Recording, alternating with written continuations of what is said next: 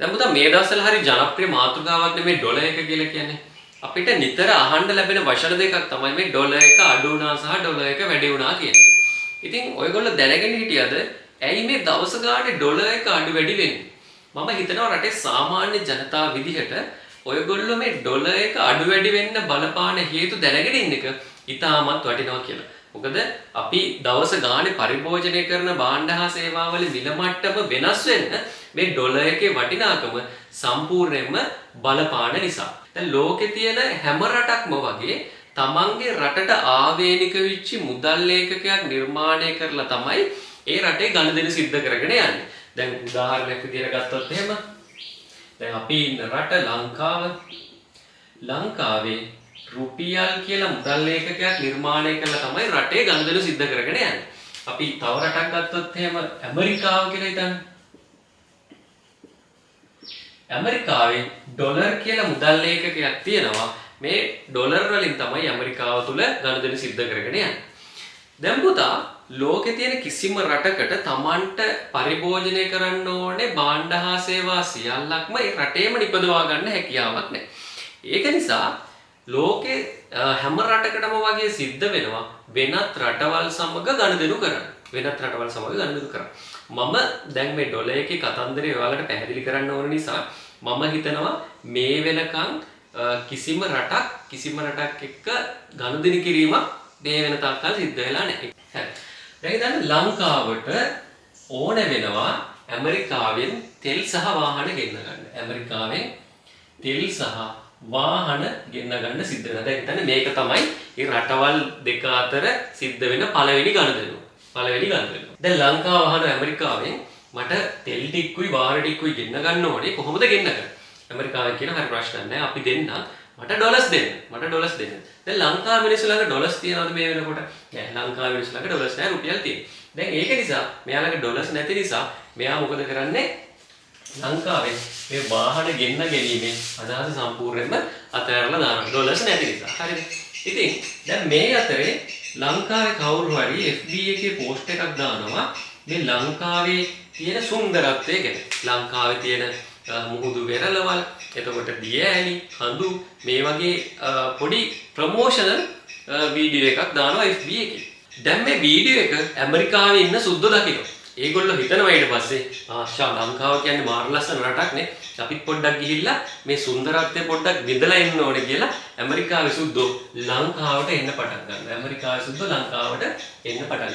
දැන් සුද්දෝ ලංකාවට එද්දි පුතා මොනවද අරන් එන්නේ? ඒගොල්ලෝ අරන් එන්නේ ඩොලර්. අපි හිතමු මේ සුද්දෝ ටික ඔක්කොම එකතු වෙලා ඩොලර් 1000ක් ලංකාවට අරන් එනවා.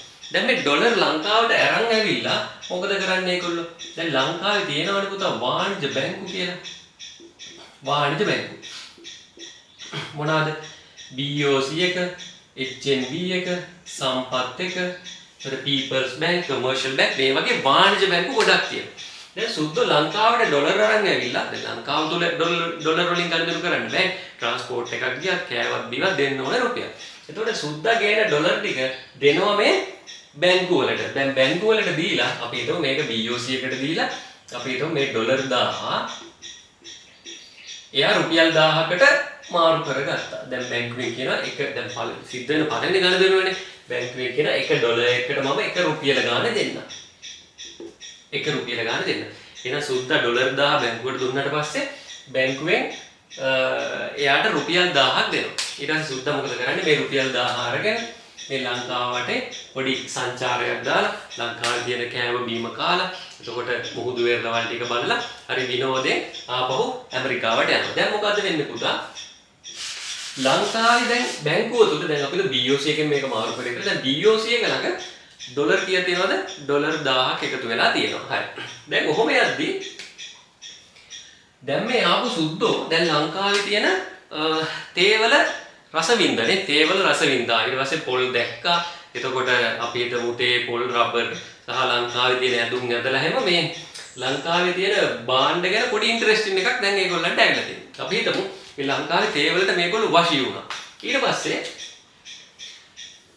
මේගොල්ලෝ කියනවා අපිට තේ කුඩු ටිකක් එවන්න අපිට තේ බොන්න කියලා. ඊට පස්සේ මොකද කරන්නේ? දැන් ලංකාවේ කවුරු හරි කෙනෙක් ඇමරිකාවට තේ කුඩු ඕඩරයක් යවනවා. අපි හිතමු ඩොලර්ස් 500ක තේ ඕඩරයක් ඇමරිකාවට දැන් ලංකාවෙන් යවනවා. එතකොට මොකද වෙන්නේ? ඇමරිකාවට තේ හම්බ වෙනවා. ඒගොල්ලෝ අපිට ඩොලර්ස් 500ක් ආයෙත් මේ තේ වලට අපිට එවනවා නේ. එතකොට ඒකත් අපි හිතමු මොකක් හරි ලංකාවේ බැංකුවකට එවනවා. අපි හිතමු HNB එකට එවුවා. HNB එකට එවුවට පස්සේ ඒ යවපු එක්කෙනාට රුපියල් 500ක් දැන් ලංකාවෙන් දෙනවා. මොකද ඩොලර් එකක් රුපියල ගානකට දැන් මාරු වෙන්නේ. හරිද? දැන් එතකොට ලංකාවේ බැංකු පද්ධතිය තුල දැන් බලන්න ඩොලර් 1500ක් එකතු වෙලා තියෙනවා නේ. කොහෙන්ද? එකක් තමයි සංචාරක කර්මාන්තයෙන්, අනිත් එක මේකට කියන අපනයන. ඒ කියන්නේ බාණ්ඩ ලංකාවෙන් පිටරට යවන එකට අපි කියන අපනයන. දැන් අපනයන වලින් 500ක් එකතු වෙලා තියෙනවා, සංචාරක කර්මාන්තයෙන් 1000ක් එකතු වෙලා තියෙනවා. දැන් ලංකාවට සුද්ධ ඇවිල්ලා ගියාට පස්සේ ලංකාවේ මිනිස්සුන්ගේ තියෙන දක්ෂතා මේගොල්ලෝ අඳුර ගන්නවා. ඊට පස්සේ මේගොල්ලෝ කියනවා ලංකාවේ හොඳ ටැලන්ටඩ් මිනිස්සු ඉන්නවා. එන්න ඇමරිකාවට. අපේ ජොබ්ස් තියෙනවා. ඔයගොල්ලෝ මෙහි ඇවිල්ලා වැඩ කරන්න කියලා. ඊට පස්සේ ලංකාවේ මිනිස්සු ඇමරිකාවේ ගිහින් ජොබ් කරන්න පටන් ගන්නවා. අපි හිතමු මෙහි මිනිස්සු ඇමරිකාවට ගිහිල්ලා ජොබ් කරලා ඩොලර් 1500ක් හම්බ කරනවා. ඩොලර් 1500ක් හම්බ කරනවා. අපි හිතමු ඒගොල්ලෝ ඩොලර් 500ක් තියාගෙන ඒගොල්ලන් කන්න බොන්නත් එපැයි. ඩොලර් 500ක් තියාගෙන ඩොලර් 1000ක් ලංකාවට එවනවා. ඩොලර් 1000ක් ලංකාවට එවනවා.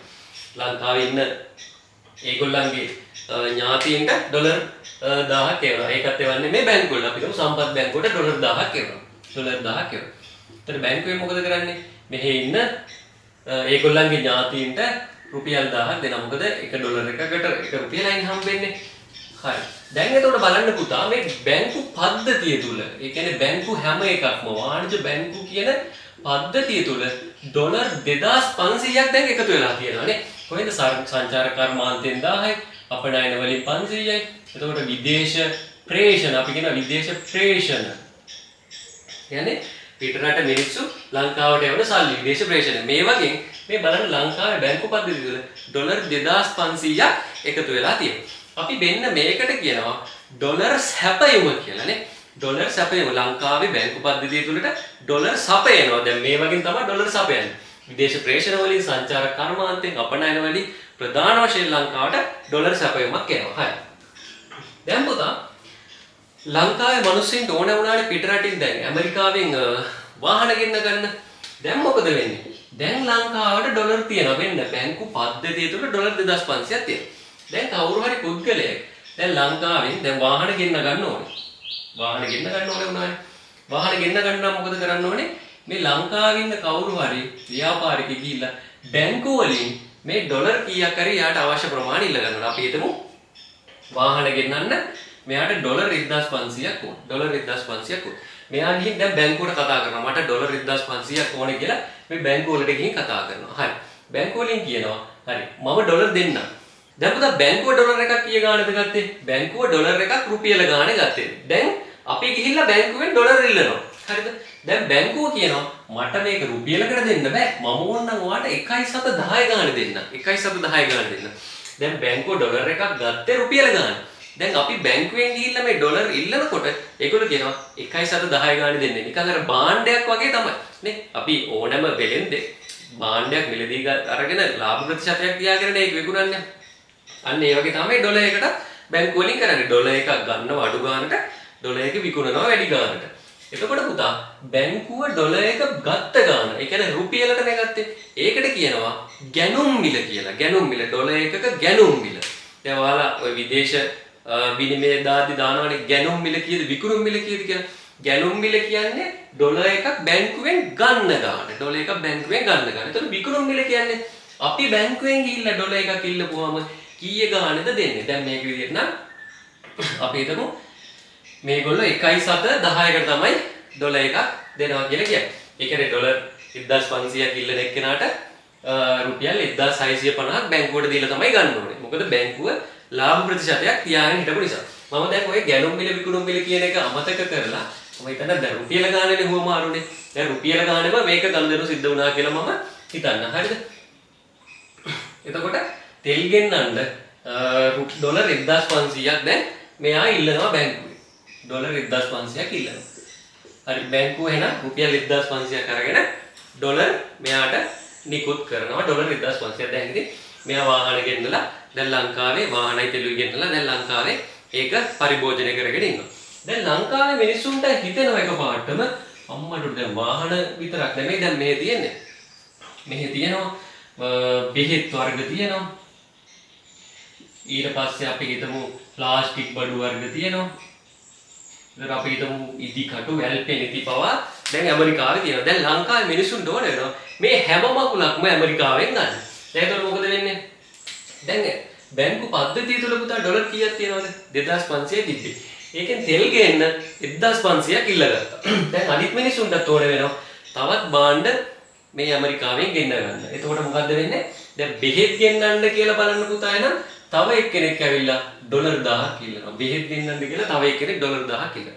ඊට පස්සේ තවත් එක්කෙනෙක් ඉල්ලනවා බැංකුව වලින් ඩොලර් මොකටද? ප්ලාස්ටික් බඩු ගෙන්න ගන්න කියලා. ප්ලාස්ටික් බඩු ගෙන්නන්න කියලා එයත් ඩොලර් 500ක් ඉල්ලනවා. දැන් ඕන දේවලු එපා දේවලු දැන් හැම දෙයක්ම ගේන්න යන්නේ. ඒකට මොකද වෙන්න ඕනේ? ඩොලර් තියෙන්න ඕනේ. එතකොට බැංකුව වලින් ඩොලර් ඉල්ලනවා. දැන් බැංකු පද්ධතිය තුළ තියෙන ඩොලර් 2500. හරිද? දැන් බලන්න තෙල් ගෙන්නන්න ඩොලර් 1500ක් ගත්තා. එතකොට බෙහෙත් ගෙන්නන්න ඩොලර් 1000ක් ගත්තා. තව ප්ලාස්ටික් බඩු ගෙන්නන්න ඩොලර් 5000ක් ඩොලර් 500ක් මෙතන ඉල්ලනවා. හරි. එතකොට බලන්න ඩොලර් ඔක්කොම කීයක් ඉල්ලනවද කියලා? ඩොලර් 3000ක් ඉල්ලනවා. බැංකු පද්ධතිය තුල තියෙන ඩොලර් කීයද 2500. හැබැයි ඩොලර් 3000ක් ඉල්ලනවා. දැන් මොකද්ද වෙන්නේ පුතා? සාමාන්‍ය භාණ්ඩයකට සිද්ධ වෙන දේ. දැන් හිතන්න එළවලු හිඟ කාලේට මොකද වෙන්නේ? එළවලු හිඟ කාලේට එළවලු වල මිල ගණන් යනවා. මේ මිල වැඩි වෙනවානේ. එළවලු හිඟ කාලේට එළවලු වල මිල මොකද්ද වෙන්නේ? එළවලු මිල වැඩි වෙනවා. දැන් ඒ වගේ තමයි ඩොලර් හිඟයි. ඩොලර් 2500යි තියෙන බැංකු පද්ධතිය තුල. හැබැයි ඩොලර් ඔක්කොම කීයක් ඉල්ලනවද? ඩොලර් 3000ක් ඉල්ලනවා. දැන් ඩොලර් එකක් හුවමාරුනේ කීය ගානද පුතා දැන් කලින් නම් හුවමාරුනේ රුපියල ගාන. දැන් බැංකුව කියනවා ඩොලර් එකක් රුපියල ගානේ දැන් මන් දෙන්නේ ඩොලර් එකක් මන් දැන් දෙන්නේ 1.50යි. මොකද දැන් ඉල්ලුම වැඩි 2500යි තියෙන්නේ. හැබැයි 3000ක් ඉල්ලනවානේ 3000ක් ඉල්ලනවා. දැන් මොකද දැන් රුපියලට තිබ්බ ඩොලර් එක 1.50ට නිකම්ම වැඩි වුණා. හරිද?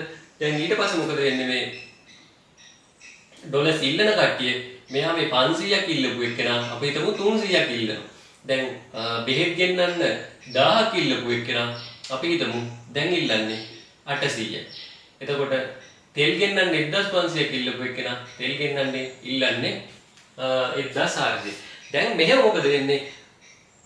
ඩොලර් සැපයුමට මේ ඩොලර් ඉල්ලුම සමාන වෙනවා. ඩොලර් සැපයුමට ඩොලර් ඉල්ලුම සමාන වෙනවා.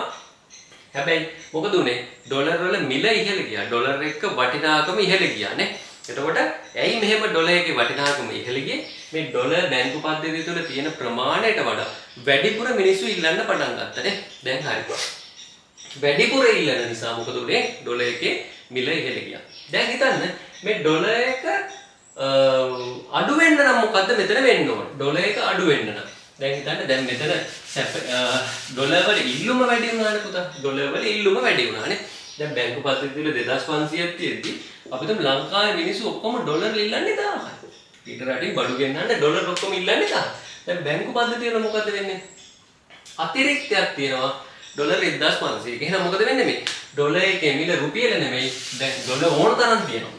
ඒක නිසා ඩොලර් එක බහිනවා 7.75කට ඩොලර් එක බහිනවානේ. සාමාන්‍ය අර භාණ්ඩයක සිද්ධ වෙන සිද්ධියමයි සිද්ධ වෙන්නේ. ඉල්ලුමයි සැපයුමයි සමාන වෙලා මේකේ මිල තීරණය වෙනවා. එතකොට ඩොලර් එක මිල තීරණය වෙන්නේ කොහොමද? මේ ඩොලර් වල ඩොලර් සැපයුම තියෙන ඩොලර් සැපයුම එන්නේ කොහොමද? විදේශ ප්‍රේෂණ සංචාරක අපනයන වගේ වලින් ඩොලර් ලංකාවට හම්බෙලා. ඒකට කියනවා අපි ඩොලර් සැපයුම කියලා. එතකොට ඩොලර් ඉල්ලුම කියලා කියන්නේ මොකද්ද? මිනිස්සු පිට රටින් භාණ්ඩ ගේන්න නැත්නම් විදේශ වලින් ගෙන ගන්න. මෙන්න මේ වගේ දේවල් වලට මිනිස්සු බැංකුව වලින් ඩොලර් ඉල්ලනවා. අන්න මේ ඩොලර් ඉල්ලුම සහ සැපයීම සමාන වෙලා තමයි පුතා මේ ඩොලර් එක මිල තීරණය වෙන්නේ. දැන් ඩොලර් එක ගණන් වැඩි වෙනවා කියලා කියන්නේ මොකද්ද? මේ ඩොලර් සැපයීමට වඩා ඩොලර් ඉල්ලුම වැඩි වෙන එක. හරිද?